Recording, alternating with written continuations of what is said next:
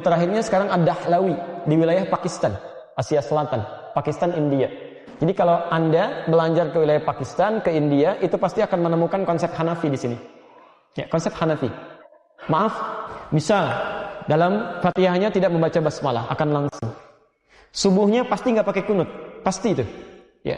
Dan ada turunan-turunan yang lainnya. Tahiyat yang menggunakan iftirash, itu Hanafi. Cina juga Hanafi, Asia Timur. Ya. Dan mereka perempuannya cenderung Jumatan. Ya, cenderung Jumatan, dan disediakan tempat khusus untuk Jumatan.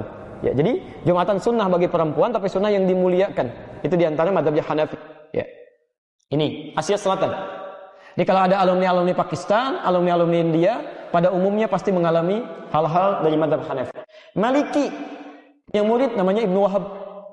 Ya. Punya murid lagi Sahih. Punya murid lagi ini, Masya Allah, yang sekarang terakhir Ar-Rabiti. Ya. Kami alhamdulillah belajar langsung dengan Syekh Ar-Rabiti. Itu Masya Allah, Pak. Matanya nggak bisa melihat, Pak. Saking banyaknya bacaan yang dibacakan dan doa-doanya sampai membuat matanya buta. Ada ulama banyak rajin baca sampai buta mata. Anda mata dipakai lihat apa sampai hari ini? Ya, tapi Allahu Akbar. Kalau kami belajar dengan beliau itu, satu kali kitabnya masih ada sampai sekarang. Ya, di rumah itu kita bacakan. Itu Masya Allah. Iqra, kata beliau. Baca. Teman kami baca. Begitu membaca, berhenti. Kes, kata beliau, berhenti. Hiya nuqtah laysat fasilah. Itu titik, bukan koma. Kata teman kami, Syekh, fasilah. Syekh, ini koma. Tidak, itu titik. Itu cetakan yang mana itu? Cetakan sekian. Oh, itu keliru. Bandingkan dengan cetakan ini. Itu kan ada di halaman sekian, paragraf sekian, baris sekian, huruf yang kesekian. Syekh Ar-Rabiti. Itu saya, Masya Allah, sering kali menangis tuh kalau lihat beliau itu. Ulama luar biasa, tawadhu'nya gitu kan. Masya Allah, bacaan-bacaannya. Tapi hikmah kedalaman jiwanya itu luar biasa. Ya, itu yang paling kami ingat, Syekh Ar-Rabiti ini. Kami belajar langsung dari beliau ini, fikih Maliki. Ya. Imam Malik tidak pernah keluar dari Madinah. Selalu ke situ, ngajar di situ sampai wafatnya. Dan orang-orang belajar dari situ menyebar kembali. Ya. Kebanyakan di Afrika Utara. Ya, terutama dari mulai Libya, Tunisia, ke Aljazair, ke Maroko, ya, nyebrang sedikit ke Italia, Spanyol, Perancis, itu rata-rata Maliki. Kalau Fatihah nggak baca bismillah. Kalau sholat tangannya ke sini. Ya, jadi tidak semua yang begini langsung Syiah, tidak. Ada tanda yang lainnya. Ya, ada hadis yang begini, ada, tidak semuanya Syiah. Ya, Syiah itu nanti berbeda dalam aspek yang lain. Ya, jadi hati-hati kalau sedang ke Mekah, gitu kan, di Masjidil Haram tiba-tiba ada orang berdiri begini, jangan diajak ngobrol. Ngapain Mas? Masya Allah. Biarin aja gitu kan, tiba-tiba Allahu Akbar ini. Baik, dan nggak ada kerjaan itu, nggak ada kerjaan. Ya, kami pernah pertama datang ke Libya. Awal-awal ada teman kami sedang berdiri di masjid begitu. Saya lama nggak jumpa dia gitu kan. Cari-cari nggak ada. Saya nggak tahu apa yang dia kerjakan berdiri begini kan. Saya datang langsung saya sapa. Kayfa halak enak deh. Apa kabar? Kemana aja kamu? Allahu Akbar. Tiba-tiba dia ruku deh. Nah itu diantara di Afrika ya. Baik, kemudian selanjutnya awas hati-hati. Nah begitu dia tanya hilang ya. Baik, Asy-Syafi'i. Asy-Syafi'i. Allahumma shalli ala Muhammad.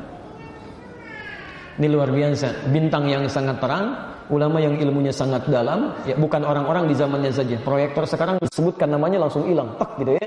Saking dahsyatnya. Imam Syafi'i ini, Bu, lahirnya di Gaza, Pak. Begitu lahir, tumbuh, ini termasuk keturunan Rasulullah SAW, meninggal ayahandanya. Ibunya nggak putus asa. Jadi paham betul. Ini anak ini harus disiapkan seperti direncanakan sebelumnya. Jadi ulama gitu ya, dengan izin Allah. Itu dari Gaza ketika mendengar pusat ilmu ada di Mekah. Pak, jalan kaki Pak, gendong anaknya Bu. Ke Mekah. Digendong gitu kan, di jalan berdoa. Demi Allah kami katakan, dari Gaza Palestina itu kalau mau ke Mekah, ya setidaknya akan sampai pakai bis saja, itu paling cepat sehari 2 malam. Paling cepat itu. Ini jalan kaki Anda bayangkan, datang sampai ke Mekah. Di Mekah itu tawaf digendong anaknya. Ada guru disimpan di situ belajar bermohon kepada Allah sampai dengan wafatnya. Kami sampaikan kalau Imam Asy-Syafi'i ada kemuliaan sampai hari ini, itu diantara jasanya ibundanya. Yang mau saya sampaikan Bu, ibundanya Imam Asy-Syafi'i jalan dari Gaza ke Mekah saking nggak punyanya gitu. Jalan, tapi bisa merawat anaknya sampai jadi sekarang. Anda kurang apa lagi?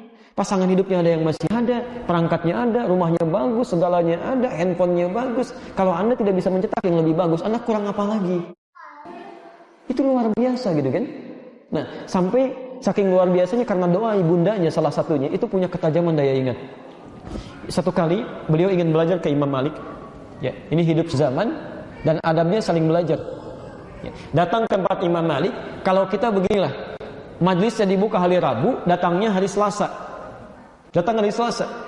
Maka adabnya tidak memaksa untuk belajar. Ya, beda gitu kan? Ini orang alim luar biasa, nggak ngetok-ketok, nggak pencet bel, tungguin gitu kan? Lihat, yang paling luar biasa, begitu ditunggu, ya sampai besoknya, tiba-tiba qadar Allah sampai majlis dibuka keesokan harinya, Imam Malik keluar ingin ke majlisnya, dikatakan pada asistennya, iftahil bab fi syabun yantazir. Tolong bukakan pintu, ada seorang pemuda yang sudah nunggu kelamaan katanya. Tapi nggak disampaikan sebelumnya, karena nggak pernah ketok pintu, diam aja. Begitu dibuka, ini kisah populer sekali. Begitu dibuka pintunya datang menghadap, kata Imam Malik, "Madza turid?" Apa yang kamu inginkan? Saya ingin hadis katanya. Karena Imam Malik itu ahli hadis. Saya ingin hadis. Kata Imam Malik, "Madza indak?" Apa yang kamu punya? Hafiztu al-Muwatta. Saya telah hafal kitab al-Muwatta. Al-Muwatta itu tebalnya segini nih. Jadi sambil menunggu majlis dibuka besok, semalaman menghafal al-Muwatta. Dalam semalam menghafal al-Muwatta. Dicek oleh Imam Malik, tidak ada yang keliru satu. Jadi kalau Anda belum bisa sedikitnya sebarisnya dari Imam Asy-Syafi'i ilmunya, jangan mempersoalkan tentang keulamaannya. Ya, jadi Anda sebarisnya aja dari kalimat hafalan Asy-Syafi'i belum bisa menyainginya, maka jangan pernah mencela beliau dan merendahkannya. Itu luar biasa itu. Apalagi merendahkan sahabat itu keterlaluan. Ya. Punya murid diantaranya ada Al-Buwaiti, ya. Imam Al-Bukhari. Ya, Al-Bukhari itu termasuk muridnya Asy-Syafi'i. Ya. Imam Al-Bukhari, hati-hati. Ya, rujukan hadis sahih. Dr. Wahab Az-Zuhaili, ya, perwakilannya yang sekarang representasinya Asy-Syafi'i, tinggalnya di Syria tapi sudah wafat, ya. Sudah meninggal dunia beberapa waktu yang lalu. Alhamdulillah saya berkesempatan juga dengan beliau. Ya, kita pernah melakukan siaran sama di TV yang sama di Libya dan Masya Allah ilmunya luar biasa. Di antara karya yang fenomenalnya Al-Fiqhul Islami wa Adillatuh. Ya, fikih Islam dan dalil-dalilnya. Ya, kami banyak mengambil faidah dari kebaikan-kebaikan beliau. Ini umumnya di Asia Tenggara. Ya, kalau Anda misalnya ambil ya Malaysia, sebagian besar Indonesia, di Filipina dan sebagainya, itu umumnya rata-rata Asy-Syafi'i. Bismillahnya dijaharkan. Bismillahirrahmanirrahim. Kalau subuh pakai kunut. Hati-hati, Imam Syafi'i kunut. Imam Al-Bukhari itu kunut. Jadi kalau misalnya Anda nggak kunut, hati-hati, jangan langsung mengungkapkan, oh bid'ah yang kunut nih, salah yang kunut nih. Imam Al-Bukhari kunut. Anda nyebut Imam Al-Bukhari, kunutnya Anda salah, tapi hadisnya Anda ambil. Agak bingung tuh. Ya. Kunut itu salah, kunut bid'ah, tapi Anda berhujjah dengan hadis Al-Bukhari. Ya, belajar dulu, gitu kan, cek dulu. Termasuk yang tidak kunut pun jangan dipersoalkan, punya dalil juga. Jangan-jangan Anda ambil sesuatu yang tidak Anda ketahui. Jadi kita pelajari dulu ya.